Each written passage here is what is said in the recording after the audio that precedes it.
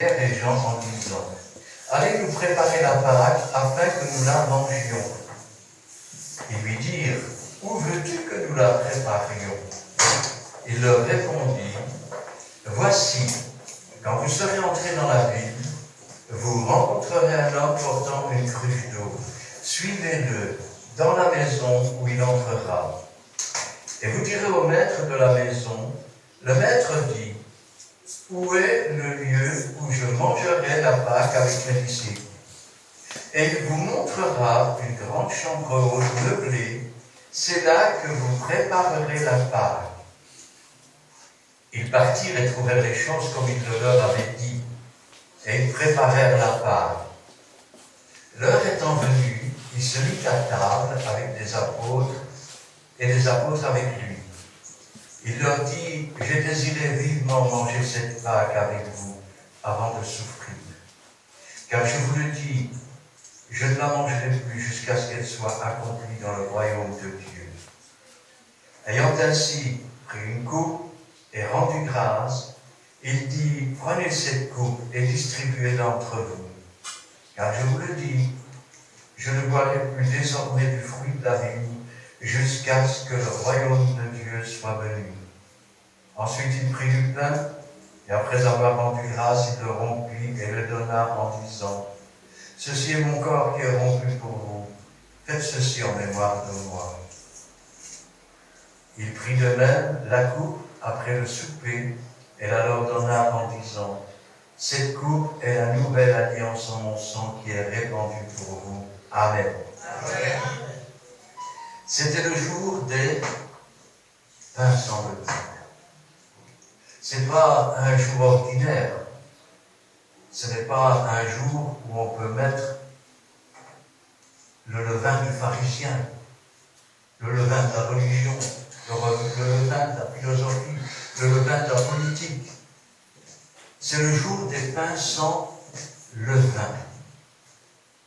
Un peu de levure peut lever toute la pâte, et une seule mouche infecte toute l'huile. Ce jour-là, où l'on devait immoler la Pâque. Vous savez, avant la fondation du monde, Dieu a préparé un jour précis, où l'heure n'est plus à tergiverser, l'heure n'est plus à vagabonder dans le monde, mais l'heure est à chercher le véritable pain de vie, le pain sans levain. Il est dit dans la Bible, cherchez l'Éternel pendant qu'il se trouve, invoquez-le tandis qu'il est prêt. C'était le jour des pains sans levain, où l'on devait immoler la Pâque. Il envoie toujours ses disciples par-dessus. Vous me direz, ben, moi je suis pasteur, et on ne prépare pas à deux la réunion. Dites-vous bien que Jésus a dit, je suis avec vous tous les jours, jusqu'à la fin du monde. Ne dites jamais que vous êtes seul. Il y a d'ailleurs un beau cantique qui dit, jamais seul avec Jésus. Vous ne pouvez pas préparer tout seul quand vous êtes pasteur. Si vous rendez témoignage à quelqu'un dans la rue, vous ne pouvez pas rendre témoignage tout seul. Il faut que Jésus soit là. Il faut que le véritable pain soit là. Il faut que ce soit la parole de Dieu, pure, parfaite, sans tache. Et vous remarquez une chose, il envoie 2 disciples, 2 hommes. Il y a une chose que j'ai toujours trouvée étrange, ce sont ces églises où l'on met du levain, où l'on met, je vais dire, des Jézabel, comme soi-disant pasteurs. Alors parlons peu, mais parlons bien, dites-moi. Dans l'Ancien Testament, Dieu a dit de nommer qui? Aaron, ses fils et ses filles, ou Aaron et ses fils? Aaron et ses fils. Quand Jésus a prié toute la nuit, et qu'il a choisi les apôtres, a-t-il choisi des apôtres et des apôtresses? Non. A-t-il envoyé une seule femme prêcher l'évangile? Non. La seule fois où l'on parle d'une femme qui prêche, qu'est-ce qu'il est dit? C'est Jésus qui parle à l'Église et il dit: ce que j'ai contre toi, c'est que tu laisses Jézabel, qui se dit prophétesse, enseigner. Enseigner. Paul dira: je ne permets pas à la femme d'enseigner. Il y a des rôles qui sont différents. Vous savez, les femmes n'étaient pas là simplement comme des poteries dans l'Église. Vous aviez des femmes qui étaient prophétesses. Vous aviez des femmes qui étaient diaconesses. Vous avez du temps de Jésus des femmes qui assistaient Jésus.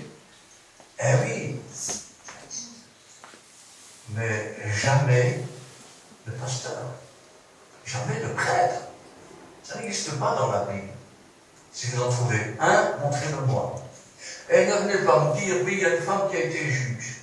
Je me moque qu'une femme soit chauffeur de camion, qu'elle soit policière, qu'elle soit juge, qu'elle soit préfet, qu'elle soit ministre.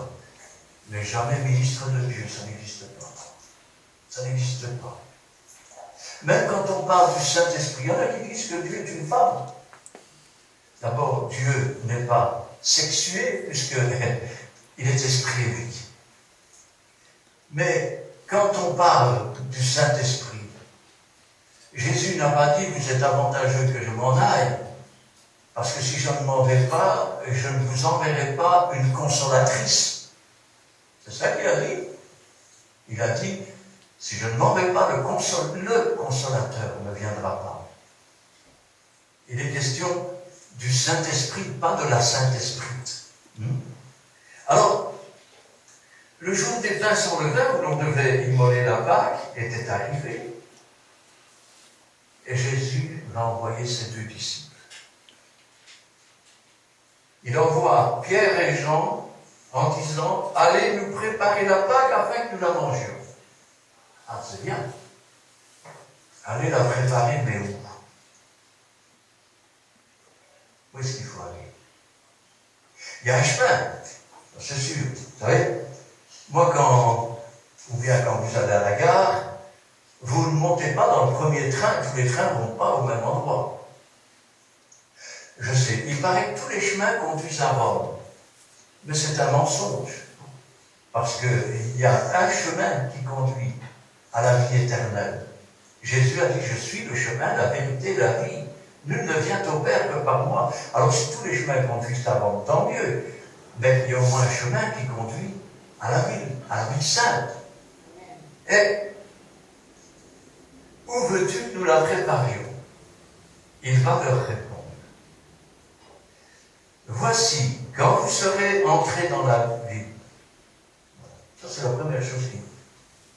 Quand vous serez entrés dans la ville, déjà, il faut entrer.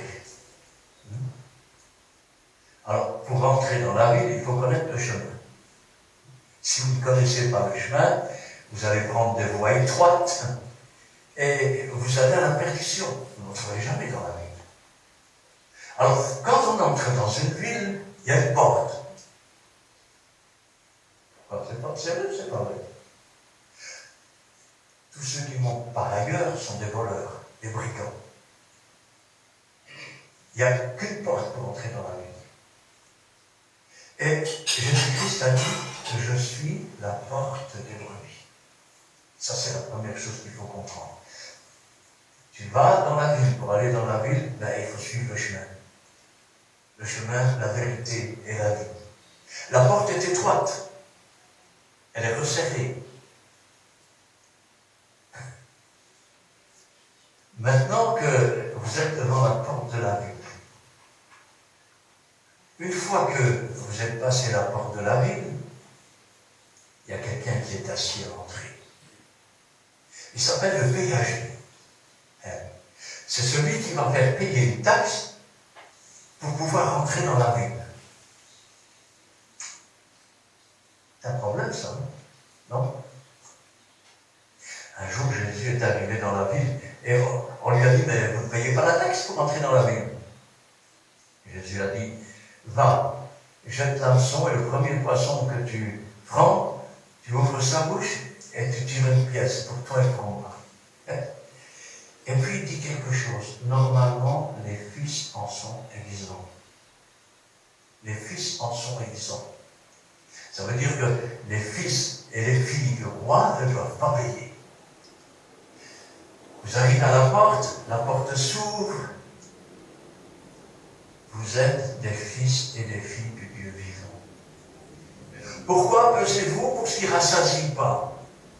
Venez, entrez. C'est gratuit. Que les stupides quittent la stupidité. Même les insensés ne peuvent pas se perdre sur ce chemin. Entrez, c'est gratuit. Pourquoi? Parce que le Pictus de Dieu, le Fils Sauveur, Jésus-Christ, poisson en grec, a payé. De sa bouche sont sortis le paiement. Parce que tout ce qui a été fait par la parole de Dieu. Et rien de ce qui a été fait n'a été fait sans elle. Alors, les voilà maintenant rentrés dans la ville. C'est bien. Ils ont suivi le chemin. Ils sont entrés dans le peuple de Dieu. Mais ce que Jésus veut, c'est plus que cela. Un jour, il a dit, si vous ne mangez la chair du Fils, si vous ne buvez son sang, vous n'avez pas la vie en vous-même. Celui qui mange ma chair et qui boit mon sang a la vie en lui-même. Et les paroles que je vous ai dites sont esprit et vie. Oui, Seigneur, je dois rentrer dans la ville. Et j'y suis maintenant, quelqu'un payé pour moi. Maintenant, Seigneur, il faut préparer la Pâque. Pour un pasteur, ça pourrait être préparer sa réunion, pour avoir de la nourriture à donner au peuple. Pour ça, il faut qu'il mange. S'il ne mange pas, mais il ne va rien pouvoir donner non plus. Parce que quand Dieu donne, il ne donne pas à petite dose. Le Seigneur a dit, celui qui vient à moi, des fleuves d'eau vive couleront de son sein. Il parlait de l'esprit que devaient recevoir ceux qui croiraient en lui. Mais voilà, on entre dans la ville. Qui faut-il suivre? Alors je sais, il y en a qui suivent Paul, il y en a qui suivent Pierre, il y en a qui suivent Jacques. Qu'est-ce que Pierre? Qu'est-ce que Paul? Des ouvriers par les moyens desquels vous avez cru. Mais c'est rien ça. Il faut plus que cela. Jésus leur dit, vous rencontrerez un homme qui porte une cruche. D'abord, laissez-moi vous dire que jamais à cette époque-là, un homme ne portait une cruche d'eau. Jamais. Ça n'existe pas. Tout le monde se serait moqué de lui. Mais Jésus dit, vous rencontrerez un homme qui porte une cruche d'eau. C'est les femmes qui portaient l'eau normalement. Ah oui. Tenez, par exemple, cette femme samaritaine qui était au puits de Jacob, rappelez-vous, elle était venue pour puiser de l'eau. Et Jésus ne s'est pas élevé au-dessus d'elle en disant c'est moi que voici, que voilà. Il a dit qu'on va voir. Il s'est présenté comme quelqu'un qui demandait. Et qu'est-ce qu'il a dit, cette femme? Elle a dit, vous dites qu'il faut adorer à Jérusalem. Nous disons qu'il faut adorer sur cette montagne. Moi, je dis que si tu ne viens pas dans mon église, tu n'es pas sauvé. Moi, je dis que si tu n'es pas baptisé dans mon baptistère, tu n'es pas sauvé. Moi, je dis que si tu suis parce que je te dis que tu n'es pas sauvé. Et Jésus lui dit, l'heure vient. Elle est déjà venue. Elle est déjà venue. Où les véritables adorateurs adoreront en vérité et en esprit. Parce que cet homme qui porte la cruche d'eau, c'est l'image du Saint-Esprit. Quand Jésus a-t-il dit, suivez quelqu'un d'autre que moi, il a dit, celui qui vient à moi, celui qui me suit. Et cette fois-là, il dit, vous trouverez un homme avec une cruche d'eau, suivez cet homme. Suivez cet homme. Quand Jésus a dit, il est avantageux que je m'en aille, si je ne m'en vais pas, le Saint-Esprit ne viendra pas. Mais lorsqu'il sera venu, il vous conduira dans toute la vérité. Autrement dit, suivez-le, c'est lui qui va vous conduire à moi. Et quand je pense à ça, je dis, ils ont trouvé les choses comme Jésus leur a dit. S'ils avaient suivi une religion, tu rentres dans la cité et tu regardes à gauche, à droite. De toute façon, si tu ne trouves pas l'entrée, c'est pas grave, tu fais le tour, tu rentres par la fenêtre. Rien ne se serait accompli. Qu'est-ce que je dis? Je dis que on ne trompe pas Dieu. On ne trompe pas Dieu. Quand Jésus nous dit, entre dans la cité, tu prends le chemin. Le chemin de la vérité et de la vie. Vous savez pourquoi il y a tant de personnes qui prennent des chemins dérobés? Chez nous, il y a un adage qui dit, on écoute un majorère. Alors ça veut dire quoi? Ça veut dire que vous avez des gens qui disent n'importe quoi sur les tribunes. N'importe quoi, je dis bien. Et le public, il est là. Ah, ça alors, c'était bien. Mais quand est-ce qu'ils ouvrent leur Bible pour vérifier? Rappelez-vous que dans la Bible, seuls les chrétiens de Béret sont félicités. Parce qu'ils vérifiaient si tout ce qu'on leur enseignait était conforme avec la parole de Dieu. Et cet homme, avec la cruche d'eau, il va leur montrer une chambre haute. Regardez ce qu'il est dit. Quand vous serez entré dans la ville, vous rencontrerez un homme portant une cruche d'eau. Suivez-le dans la maison où il entrera. Ça, c'est la première chose. Le Saint-Esprit va conduire. Il va entrer dans une maison. La maison, c'est l'image de la maison de Dieu. Entrez dans la maison de Dieu. Venez, vous tous qui êtes fatigués et chargés, je vous donnerai du repos pour vos âmes. Et quand ils vont entrer dans la maison, il va falloir s'adresser au maître. Vous direz au maître de la maison. Qui est le maître?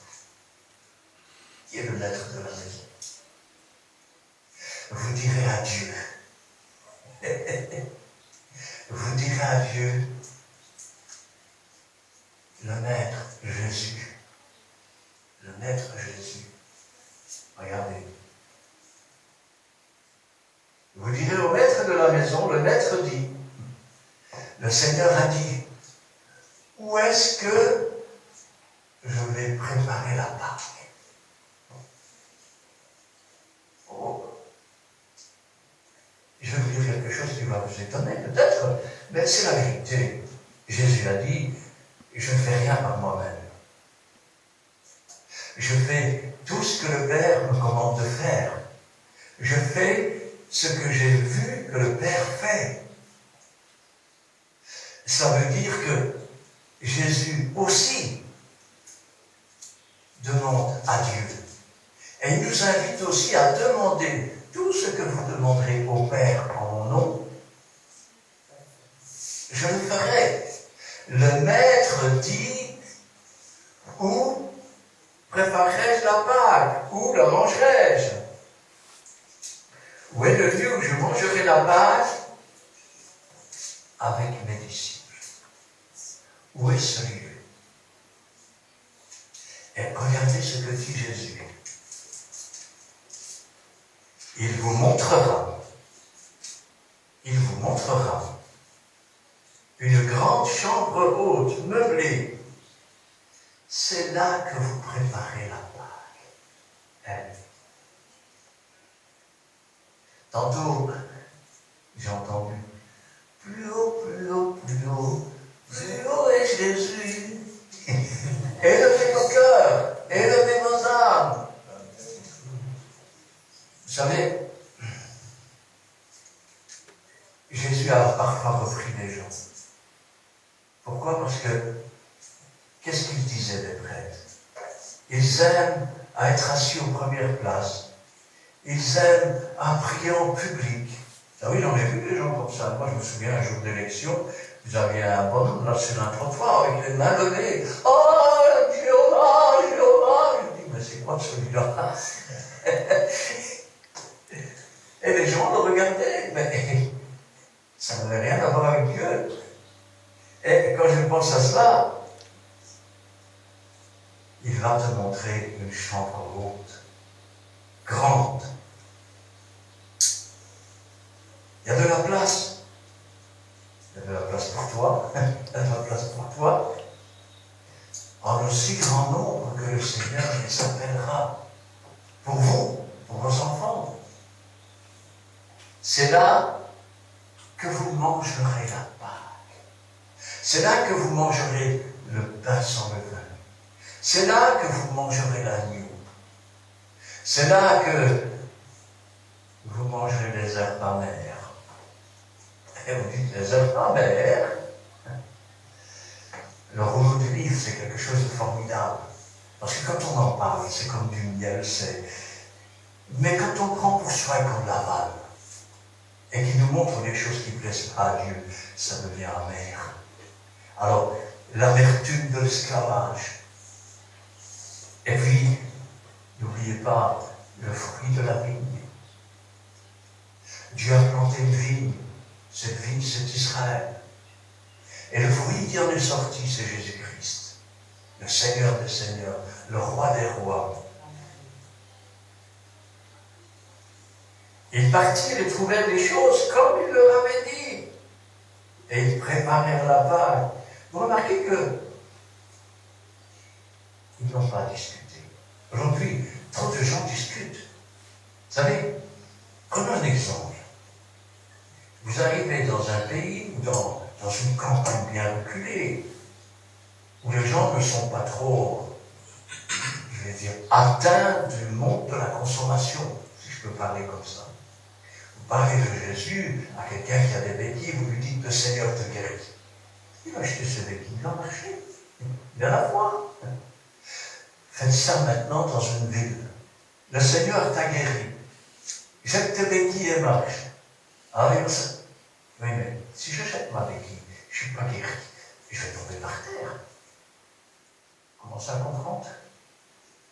À force de trop intelligent, de trop réfléchir, hein, eh bien, on finit par ne plus entendre ce que le Seigneur nous dit. Parce que quand il nous demande une chose qui ne nous semble pas concevable avec notre éducation, qui ne semble pas concevable, je vais dire, avec le monde dans lequel nous vivons, eh bien, on passe à côté. On sort du chemin. Alors, il est vrai que quand c'est le jour des pains sans levain, c'est le jour aussi de la bonne semence. De la bonne semence. Vous n'allez pas entrer avec des semences et de livrer. On ne met pas deux sortes de semences dans un champ. Celui qui sème livrer, on sait bien c'est qui, c'est le diable. Et rappelez-vous quand même qu'un jour aura lieu la moisson et que les moissonneurs, c'est les anges. Ils partirent et trouvèrent les choses comme il le leur avait dit. Et ils préparèrent la Pâque. Ça se prépare. C'est une chose qui se prépare. Quand on veut manger la chair du Fils, quand on veut boire son sang, il faut d'abord apprendre. Il faut ensuite reconnaître qu'on n'est rien, qu'on ne sait rien. Que voulez-vous dans le cerveau d'un être humain, si petit par rapport à tout ce qui existe, comprendre un Dieu qui est plus grand que tout ce qui existe? C'est impossible aux hommes, mais tout est possible à Dieu. Tout est possible à Dieu. Alors, si c'est Dieu qui fait, alors c'est pas fait en vain. Si c'est Dieu qui nous garde, celui qui garde ne garde pas en vain. L'heure étant venue, l'heure étant venue, Dieu est un Dieu d'ordre. Dieu est un Dieu d'ordre. Il y a un temps pour toutes choses. Il y a un temps pour naître, il y a un temps pour mourir, il y a un temps pour pleurer, il y a un temps pour rire. Et il y a l'heure fixée par Dieu. C'est une heure où on va se mettre à table. C'est l'heure où on va manger la Pâque. C'est l'heure où les paroles du Seigneur qui sont esprit et vie vont s'accomplir. Nous allons manger la chair du Fils. Nous allons boire son sang. Et nous verrons après que, contrairement à la religion où il y a beaucoup de boucs, est-ce que c'est qu'un bouc? C'est l'animal qui boit sa propre pisse. C'est-à-dire que ce qu'il conçoit, eh bien, il se repaît de ses cendres, nous dirait la Bible. Il n'a pas l'intelligence ni le bon sens de dire ce que je vais dire, ce que je vais faire, c'est du mensonge. Il ne sauvera pas son âme. Et l'heure étant venue, se mit à table et les apôtres avec lui. Les voilà maintenant à table.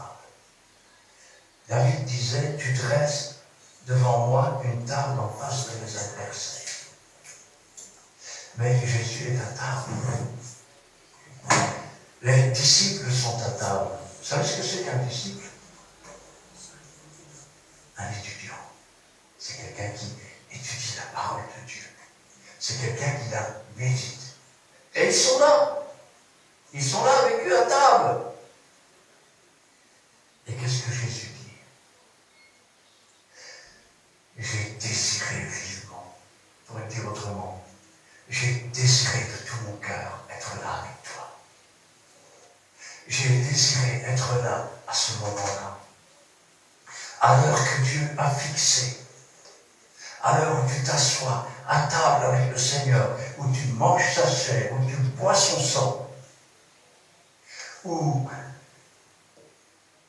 la parole est faite chair en toi, où la parole est faite chair en toi, où elle prend vie en toi, où ce n'est plus toi qui vis, comme disait l'apôtre Paul, mais c'est Christ qui vit en toi. Il leur dit, j'ai désiré vivement manger cette Pâque avec vous avant de souffrir. Car je vous le dis, vous savez, on lit ces phrases-là, souvent on passe à côté. Pourquoi? Parce que on n'en prend pas la portée et la puissance. Regardez ce qu'il va dire. Car je vous le dis, je ne la mangerai plus jusqu'à ce qu'elle soit accomplie dans le royaume de Dieu. C'est la dernière fois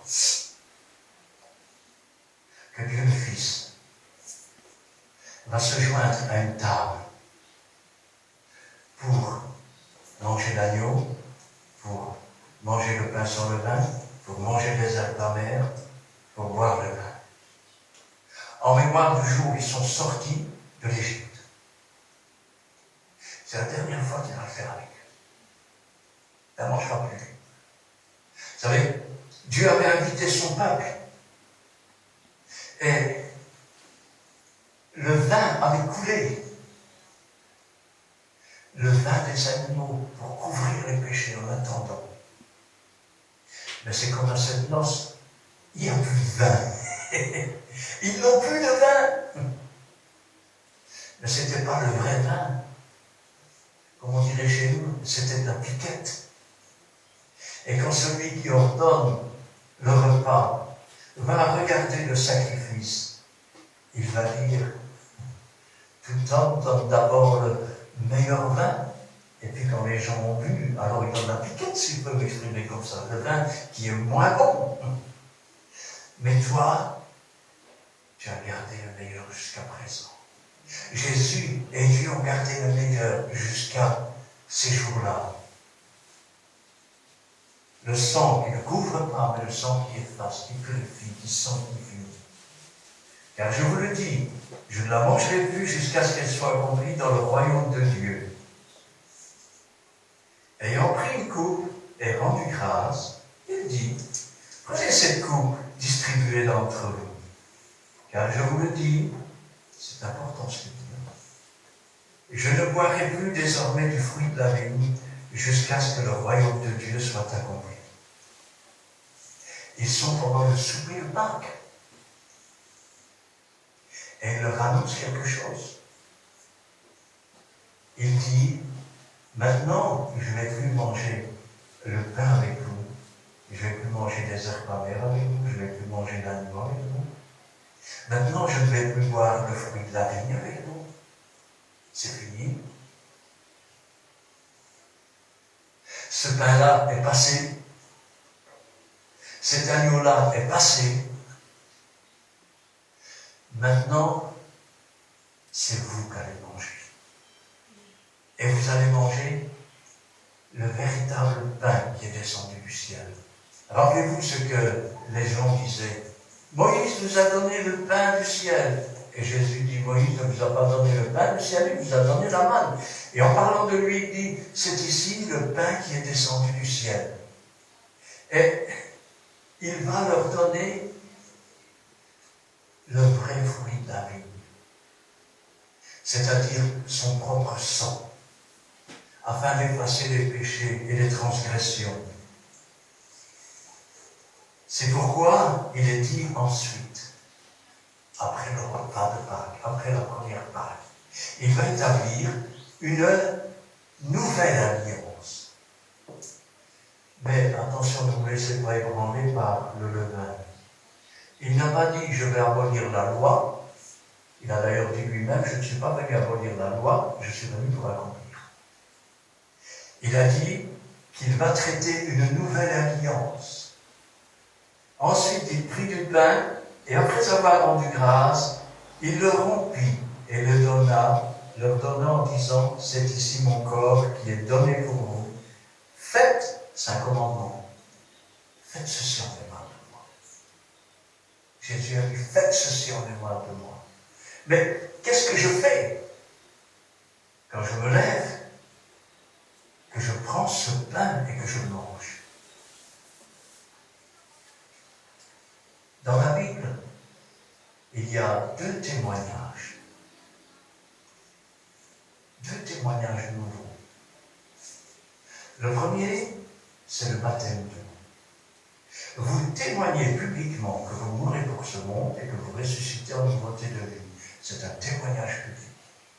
Et le deuxième, après avoir pris votre baptême d'eau, pas avant, après, vous vous levez.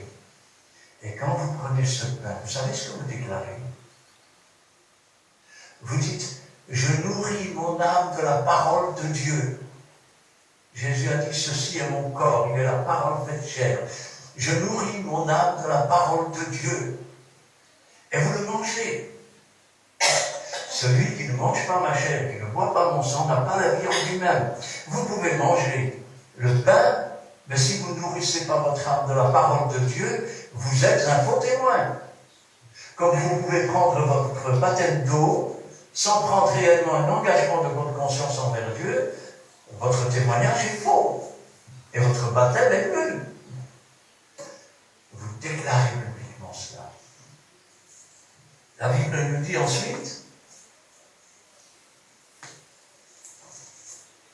il prit de même la coupe. Et rappelez-vous ce qu'il a dit. Il ne va pas boire avec eux. C'est fini.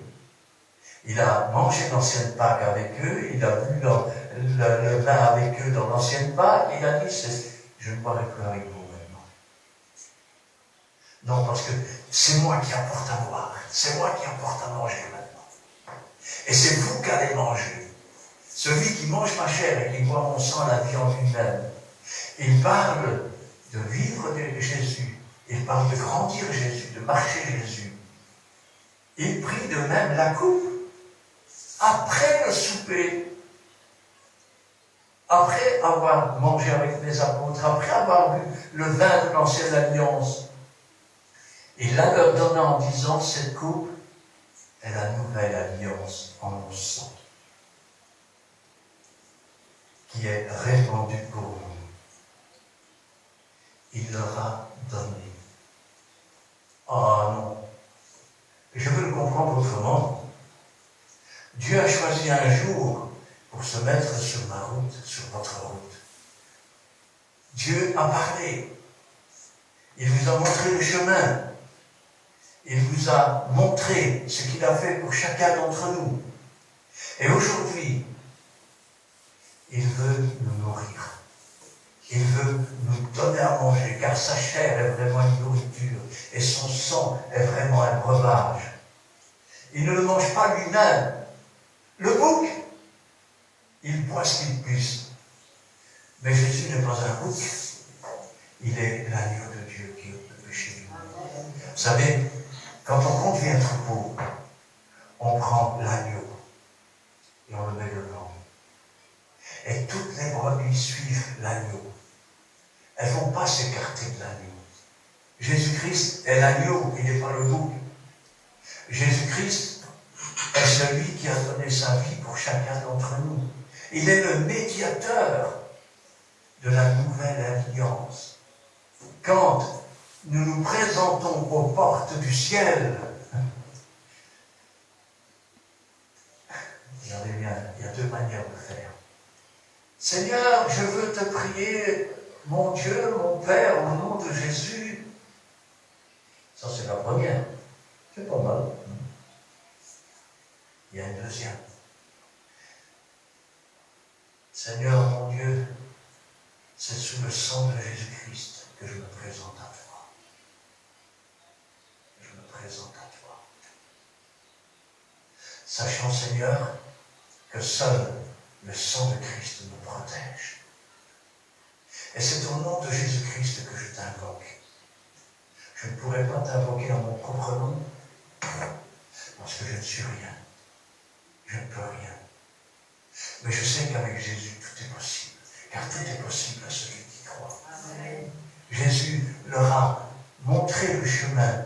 Combien de gens disent, mais comment faire pour avoir le Saint-Esprit? Commence par prendre le chemin étroit. Le chemin étroit, c'est l'obéissance à la parole de Dieu. La foi vient de ce qu'on entend. Ce qu'on entend va venir alors de la parole de Dieu. Ensuite, tu vas entrer dans les voies du Seigneur. C'est un peu comme quand tu rentres dans la cité. Tu vas avoir une rencontre avec la porte. C'est Jésus. Puis là, tu vas t'apercevoir qu'il n'y a rien à payer. Il n'y a rien à payer. Comment ça se fait que toutes les églises courent après l'argent? Les églises, oui. Jésus, non. Et vous dites, oh, frère, mais vous êtes dans une église. Je connais mon frère ici.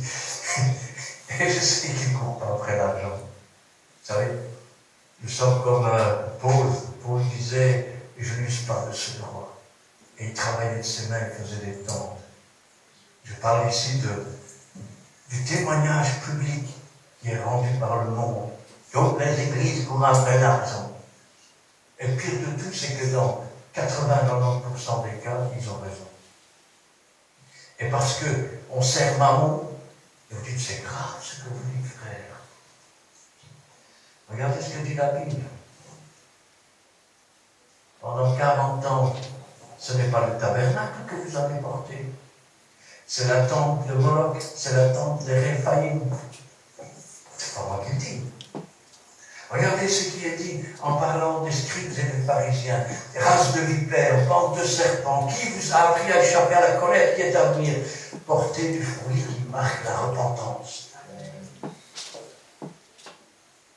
Quand Dieu nous appelle et que nous nous présentons devant lui, n'oublions jamais. Vous entrez dans une maison que vous ne connaissez pas, mettez-vous sous le sang de Jésus. Vous ne savez pas où vous entrez. Vous parlez avec quelqu'un, mettez-vous sous le sang de Jésus. Oui, c'est la vérité. Vous venez parler à Dieu, commencez par vous mettre sous le sang de Jésus. Et vous dites, ben, pourquoi faire? Qu'est-ce que... C'est quand même Dieu, non? C'est lui qui nous a attirés à Jésus. Oui. Rappelez-vous l'histoire de Jacob. Quand Dieu nous parle, il entend la voix de Christian. Oui, quand je parle à Dieu, il entend la voix de Christian. Mais ce qu'il doit sentir, c'est la bonne odeur de Jésus. Jacob était un menteur, un trompeur, un supplanteur. parlait avec son père. Son père est à moitié aveugle. Alors il a senti, il a touché. Elle a senti la bonne odeur de son fils et lui a donné la bénédiction. Si cette odeur de Christ n'est pas sur nous, comme un parfum de bonne odeur, la bénédiction ne viendra pas de Dieu. Comprenez ce que j'essaie de vous dire? Si vous mettez un pied pour Dieu, un pied sur le côté, quand vous allez lever votre voix, ce n'est pas l'odeur de Jésus qui va sentir. C'est l'odeur de Dieu étranger. De Dieu qui prenne sa place. Pourquoi? Parce que tout ce que l'on met au-dessus de Jésus nous empêche d'avoir le Saint-Esprit. Nous empêche d'avoir le Saint-Esprit. Je vais le dire autrement. Celui qui aime son fils, qui aime sa fille, qui aime sa femme, qui aime sa maison, sa voiture, son emploi, et tout ce que vous pouvez imaginer, son jardin, ou son étang, ou ça, plus que Dieu, n'est pas digne de Jésus. N'est pas digne de Jésus. Il doit occuper la première place. La première place. S'il occupe la première place, vous verrez alors que Dieu vous montrera quel est le chemin à prendre. Parfois, vous n'aurez pas le temps d'ouvrir la bouche que déjà la chose sera accomplie. Et là, vous vous direz, Seigneur, tu sais tout. Parfois, je vais dire, vous ne vous attendrez pas à cela, et le Saint-Esprit va se servir de vous. Et après qu'il se sera servi de vous, vous direz, ça, alors, j'en viens pas. Qu'est-ce qui vient de se passer? Donc, je ne comprends pas. Alors, je vais essayer de vous faire un dessin. Vous assistez à la réunion, et puis vous cherchez vraiment la face de Dieu, et puis vous lisez la parole de Dieu, et puis c'est marqué en vous, Jésus, c'est ce qui prend la première place. La réunion est finie, vous vous levez, vous sortez, et puis à un moment donné, vous voulez dire au revoir à un frère ou une sœur. Le Seigneur te guérit, mon frère, il tombe par terre. Et toi aussi, mon frère, il tombe par terre. Vous dites, qu'est-ce qui se passe ici? Ils sont guéris. Ils sont guéris. Pourquoi? Parce que vous êtes assis à la table du Seigneur. Cette table que déjà Dieu montrait à David qui était prophète. Une table qui se met entre toi et l'adversaire, qui ne peut pas franchir. Une table qui repousse l'adversaire. Une table qui te rend plus que vainqueur. Parce que adorer Dieu, c'est bien. Mais il y a beaucoup d'adorateurs. Mais les véritables adorateurs, c'est qui? C'est pas moi qui l'a dit, c'est Jésus. C'est ceux qui adorent en vérité et en esprit. Et si j'avais un conseil à te donner aujourd'hui, prends le chemin étroit, cherche la porte des brebis, entre, et quand tu seras entré, suis l'homme qui porte la cruche d'eau, suis les directives du Saint-Esprit. C'est lui qui va te montrer où est la maison du Maître. C'est lui qui, lorsque le vide de ta vie sera coupé, rendra la vie à ton corps mortel et t'emmènera auprès du Seigneur. Quand je pense à ça, je dis, Seigneur, trop de gens passent à côté parce qu'on fait trop de complications. Trop de complications. Il faut d'abord que tu arrives à faire ça. Il faut d'abord que... Non. Moi, je lis dans la Bible que des gens ont fait venir des apôtres chez eux parce qu'ils priaient et qu'un ange leur a dit. Et puis, l'apôtre a commencé à parler, et pendant qu'il parlait, l'Esprit est descendu sur eux. Et qu'est-ce que Pierre a dit? Peut-on refuser l'eau du baptême à ceux qui ont reçu le même esprit que nous au commencement? Parce que le baptême du Saint-Esprit, ce n'est pas l'arrivée, c'est le commencement. Le commencement, la création. C'est bien de créer une église, mais la véritable église, c'est nous. Le véritable temple, c'est nous. Le lieu où réside l'Esprit, c'est nous. Si nous ne prenons pas le bon chemin, où sera le temple? Où seront les pierres vivantes qui le constituent? Où sera l'esprit? Ou quel sera l'esprit? Vous savez, je terminerai par là. Je me souviens d'une sœur, il y a de ça plus de 20 ans, je pense. Et on lui aurait donné, comme on dit chez nous, bon Dieu sans confession. Toujours avec son voile, toujours tenue décente, jamais une parole plus haute que l'autre. Et même quand elle allait au magasin avec d'autres sœurs, qu'elle voyait, elle offrait aussi aux autres sœurs. Ouais, c'était quelqu'un, on aurait dit que c'était quelqu'un de bien. Et puis un jour, je me tenais dans la réunion et je prêchais. Et plus j'enfonçais le clou, et plus je voyais cette sœur sur sa chaise. Alors je suis descendu de la tribune. Je dis, qu'est-ce qu'il y a, ma sœur? Ça ne va pas? Elle s'est effondrée par terre. Cette femme était possédée de démons. Ce n'était pas l'esprit de Dieu qui était en elle, c'était un esprit de séduction.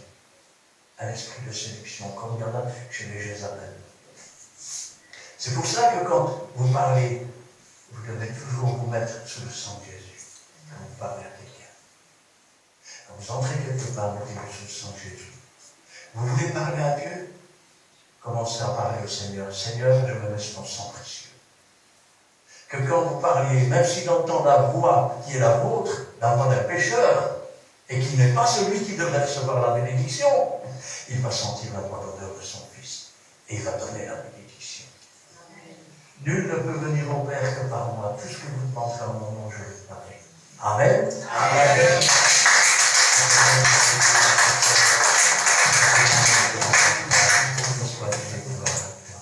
La parole, elle est la vérité, elle est la vie.